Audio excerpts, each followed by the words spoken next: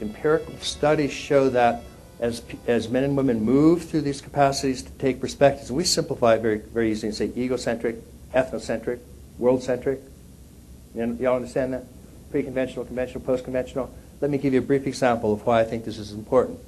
I just finished a book called The Many Faces of Terrorism. And in the course of that, I looked at perhaps the last 100 major terrorist acts around the world. And many of these, frankly, a lot of people think, well, they're like Al-Qaeda and so on. That's actually a very, very small portion. And it doesn't affect Muslim any more than it affects other fundamentalist viewpoints. What I found is that the psychological profile in all 100 cases was basically identical, absolutely identical. And that's in the developmental scheme, and there are many. I use Gene Gebser's, from archaic to magic to mythic to rational to pluralistic to integral and higher. All of them had a fundamentalist ethnocentric mythic belief, and driven by an egocentric driver. In other words, a very, very primitive narcissistic emotional drive in an ethnocentric belief system. Now, ethnocentric is often mythic religious.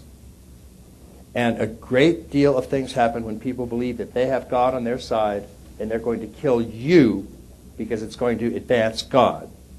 And in some belief, it's like, if I kill you and then I die and go to a heaven, then my committing a terrorist act is basically a career move.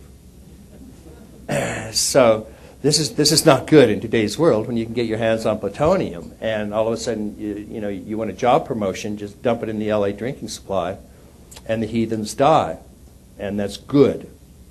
So this is not the only kind of evil, but a lot of the kind of evil we're talking about really comes from people that are moving through developmental stages and are at this ethnocentric stage. In America, we think, well, that happened someplace else. Actually, it's happened dozens of times in America. Most often, Protestant fundamentalists bomb abortion clinics.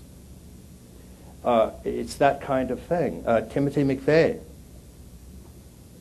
huge terrorist act. Why? Ethnocentric level of development driven by this narcissistic emotional driver. And we see that in most of these things. So don't think it's just something that happens in the Mideast. It happens quite often.